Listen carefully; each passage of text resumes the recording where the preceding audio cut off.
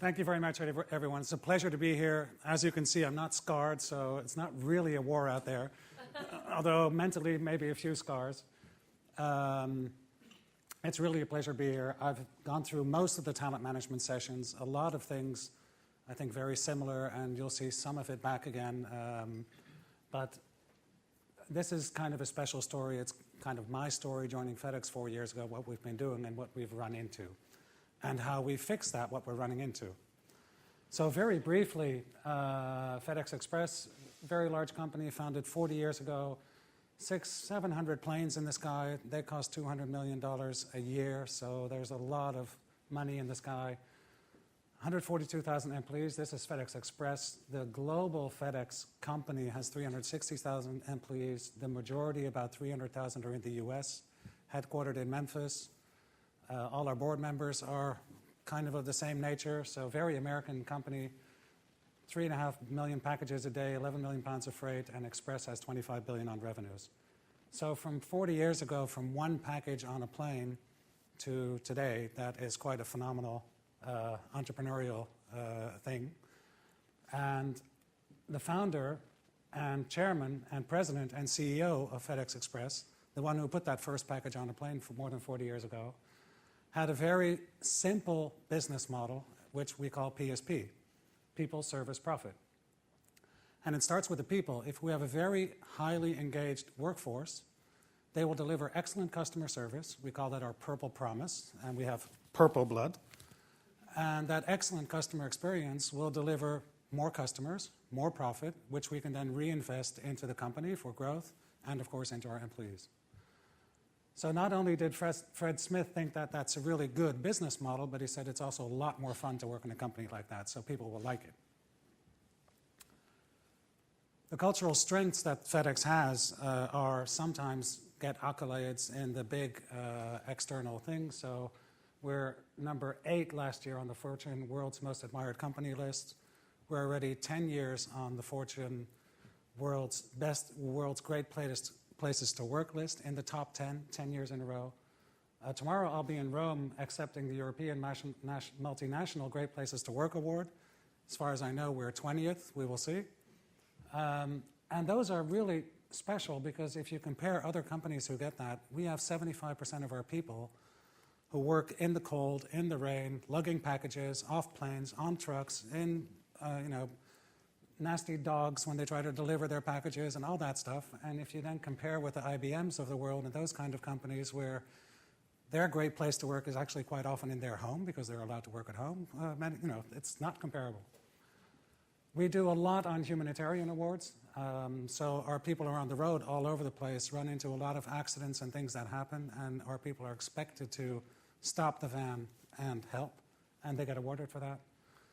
Rewards and recognition, a lot of it, 5-star, Bravo Zulu, QDM, etc. I'm not going to go into all the detail. A very big cultural thing is our survey feedback action, which is our annual employment engagement survey. That's done right across the company, rolls up to the CEO for 360,000 employees every year. One of the things in their critical work groups was really special. If the first 12 out of the 32 questions are on the direct manager, the leadership questions.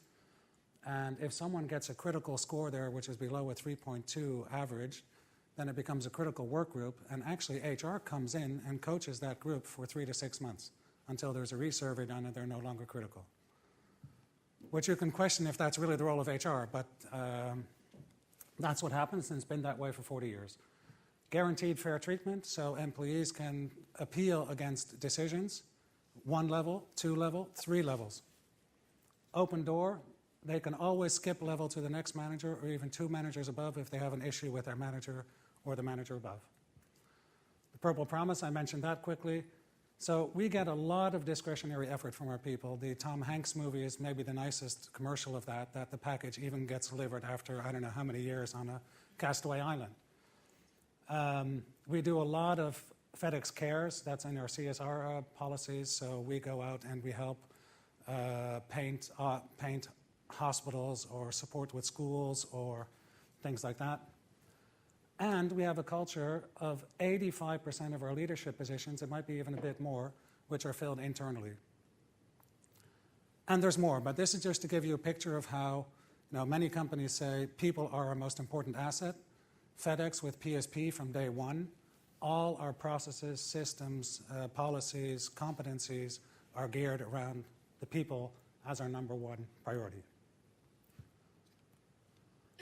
So going back to EMEA, which is where my region is, we launched a 5-year organic growth plan 2 years ago.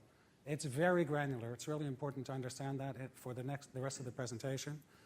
So I know 5 years out how many packages we're going to deliver in zip code 229 in München, in London, in Italy.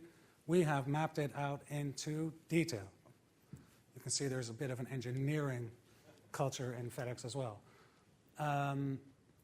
And that has to do with portfolio expansion. So we move not only from our core express business, but we also go to deferred and domestic business, which are completely different businesses. We've grown in the meantime with 800 new stations. We've done opportunistic acquisitions. So we knew we needed to grow in Poland to a certain level in that many years with organic investments. But we ran into an acquisition which got us there quicker and actually even cheaper. So we acquired a company. We've done 4 acquisitions in the last 4 years. And in my region, we currently have 22,000 staff across 36 countries and some 600 plus locations. And I came in as a strange package in FedEx because FedEx, like I said, 85% are recruited internally. Officer positions are hardly ever, I don't know, I haven't heard of any actually who have been recruited from the outside.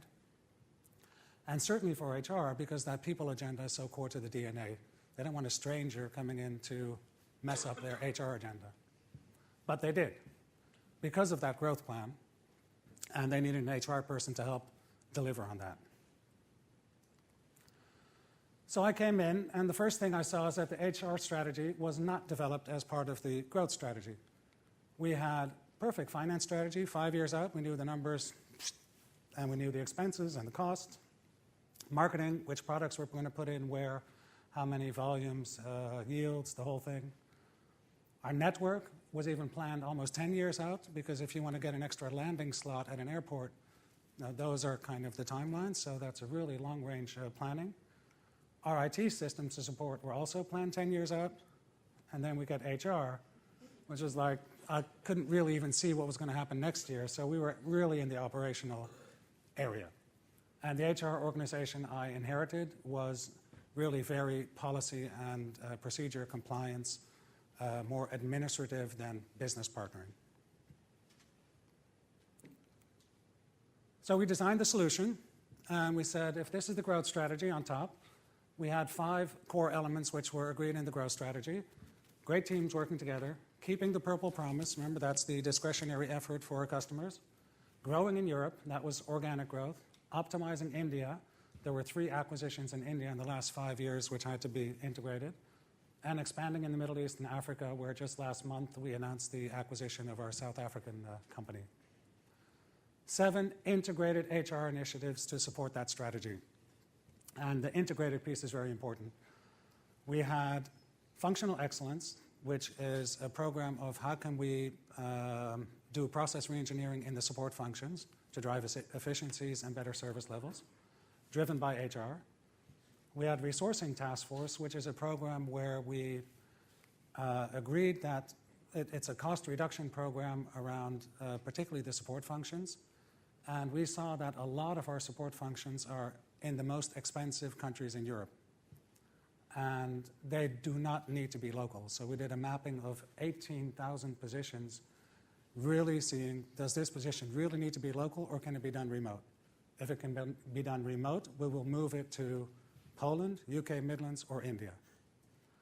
But in a FedEx people way. We won't be firing people, we won't be doing things like that, but we'll do it on the basis of natural attrition, and we've even developed an accelerated attrition model around that. Integration, very important, of course, from all those acquisitions, but the integration would happen in the same way as the target operating model we developed for the Resourcing Task Force. We had to do job design and evaluation because we had a ratio of about 1.4 one job description for 4 employees. So 22,000 employees, you know how many job descriptions we have, so it was all over the place. Strategic workforce planning, what does the 5-year growth plan create in terms of demand for talent? Performance management, very important, because also our performance management, I'll touch that a bit later. And then last but not least, talent management. And talent management was the key. We said that is quality, quantity, and cost of talent, both in terms of demand and in terms of supply. So on the demand side, we need to do workforce planning. And what I did is I introduced a new department called Comp and Ben that was already existing, but I added OD to the Comp and Ben area. So OD was positioned as a very hard number crunching org effectiveness function. So they would design what does that org chart look like 5 years out, and then work backwards and say what does it mean in terms of talent demand coming back. We developed that org design. We developed a new staffing model based on that target operating model with what doesn't need to be local gets moved remote. And we are redesigning our performance management. On the other side, the talent management, we also introduced a new department. By the way, no extra headcount, just finding the right people in the existing workforce to fill those jobs. We developed a full suite of talent management assessment and calibration processes, and we are now in the process of integrating those processes, those talent management results, into all of our HR systems and processes like recruitment, Comp and Ben, and those other areas. So we thought, got that pretty well worked out. But then we ran into the other cultural challenges. So 2 of them I'll mention here. Differentiation is a dirty word in FedEx. If you ever say forced ranking or forced distribution, no, it's, let's call it a career-limiting move. And you see it in the actual state. Our performance management scores average a 4.5 out of 5 across 22,000 employees. A 4 is excellent, a 5 is outstanding. And the standard deviation is like a millimeter. So everyone is spot on there. So first I said, well, we can just stop doing performance management. We know the results already, right? Saves us a lot of time. Skip it. No, they said, we've got to get to a better distribution. This isn't right. This is not fair. And I think it isn't fair. All our pay scales are at the 50th percentile of the market, everywhere, for all positions. So we don't differentiate in pay. Everyone has a high potential. Everyone can walk on water in FedEx. Because the truth is there, right? My boss, the chief HR officer, started his career in FedEx 36 years ago as a truck washer. The EMEA president, my other boss, started in FedEx 34 years ago as a courier and did tuition assistance when he went through his university education. And so the majority of the senior positions are people that have been around for 30, 35 years, some even more. And everyone gets recruited from within. So you know, it's one big family. And that's where our performance, well, one of the reasons why our PR scores are that way, no one is going to tell their brother, their uncle, or their sister, you know, Jill, you really didn't do such a good job last year. Nah, Jill is great. So, and everyone delivers discretionary. We ask everyone to do the purple promise, that discretionary effort. People do that. So how do you then rate them? Average, because everyone's doing it, so it's kind of average? Or do you say, no, this is really exceptional because it's all discretionary effort? The second cultural challenge is our matrix structure and our silos. Now, I've worked in many complex US matrix structure organizations, but in FedEx, it's really tight. The vertical functions roll right up to corporate and are very powerful. So managing horizontally is extremely difficult. We also have something we call the fire hydrant syndrome in there. I don't know if you know what that is, or it's one of the company diseases. There's 26 of them in some book I read somewhere. And that means everyone needs to take a pee over it before you can take a decision, right? So it's decision by committee, decision by steerco. Oh, we have a lot of steercos now. Maybe we need a steerco to run all those steercos, and it goes on from there. We're quite risk averse. And of course, all passengers on board, because everyone can hide in this matrix. Because actually, the accountability just isn't there. The P&L comes together at the EMEA president level, not lower. So, you know, we have a lot of passengers on board, or spectators, as we heard it in an earlier conference, or tourists, as we also heard it earlier. And there's more. So we ran into this quite hard, and I'll give you one example of how that happened. We'd been working almost for a year and a half already, and working with each of the VPs and their directors in groups on saying, so which position belongs local and which position can be remote in your department. We got that done. We socialized it again. We did cross-fertilization of those results. We did reverse modeling, so we asked operations, do you also agree that these functions are local or not local? The whole thing, everyone signed off on it. We were ready to go. February 1 last year, we were going to launch. I go to the SMC, which is our senior management committee, 17 officers in that room, including myself. And I said, we're ready to launch. Here's how we're going to communicate. This is what we're going to do. Everyone agreed except one. I said, I'm really not comfortable yet. I want to go through it again. Okay, cancel the launch, go again. So, and I was like, what happened here? You know, we spent a year and a half of this already. Everyone's put their signature on paper, but it can just get blocked because we have a very consensus and risk-averse culture.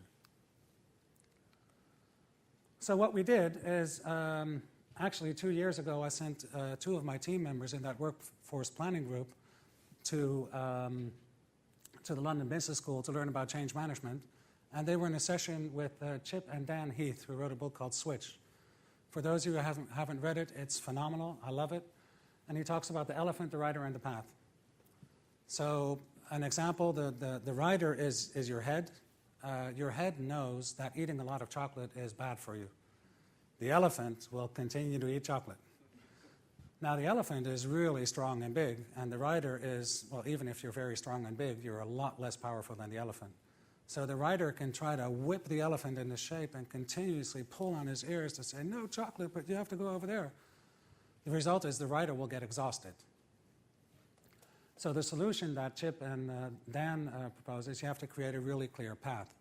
So if you can create the path for that elephant, one little step at a time, that it's visible, the path has to end up at the strategy point that you want to end up, then the elephant will probably go down that path much easier, and the rider has an easier way of getting him there.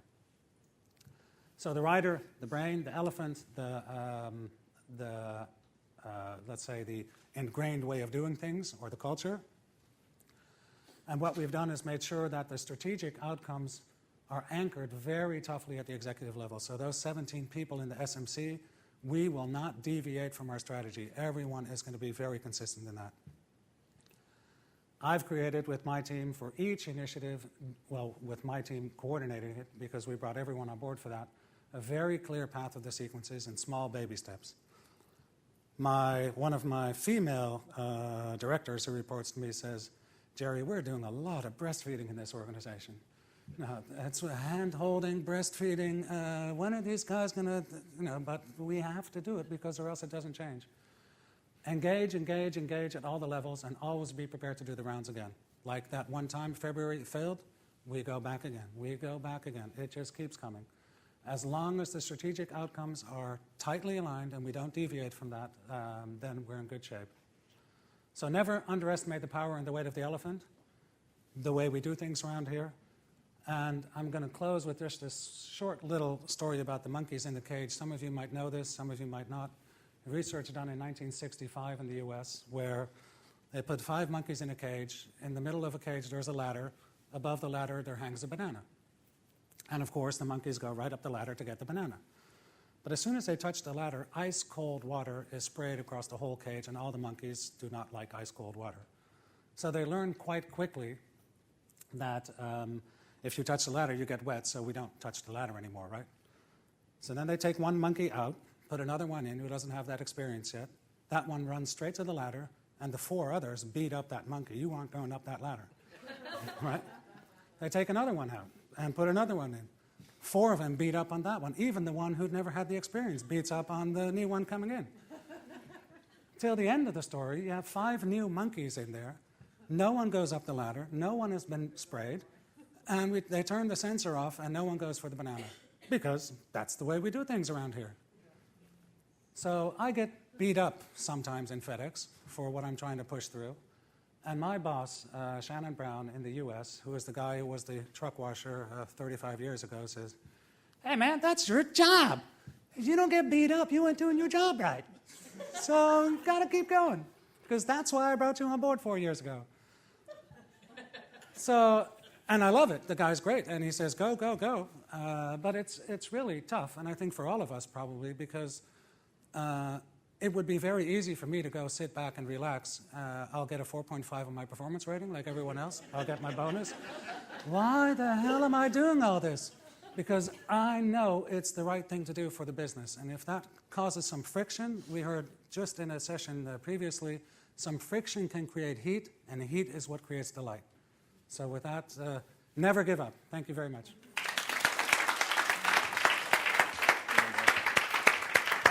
So I think we've got time for one quick question or thought. Anyone bathed in ice cold water?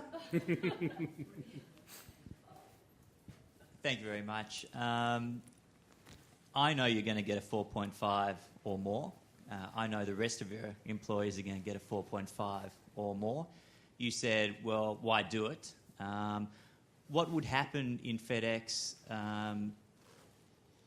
if you didn't remove the performance appraisal system, or you did remove the performance appraisal system? Sounds like nothing would change anyway. It sounds like, you know, you're a good organisation. No one really, I just can't imagine, sits back in a way that the performance appraisal would make a difference. It sounds like everyone's pretty energised to be there. Why is that? I think it's the customer focus which creates the energy. And the FedEx business is also a very active business. Those packages have to get there on time. So it's a very operational drive, churning the machine. What we're going to do with performance management, I really don't know yet. We have a high-level design done, and for some functions, we are going to just completely skip it because we don't think it adds any value. What I wasn't able to touch on is we have to go through a phenomenal amount of change in the organization. We are acquiring domestic companies which are very low-cost providers. We're moving into that low-cost space, and we have 40 years of history of only being in the high-cost intercontinental express business. The margins on a high-cost Intercontinental Express is $75. On a domestic package, it's $5. So we have to change the way we operate. We have to change our business model effectively.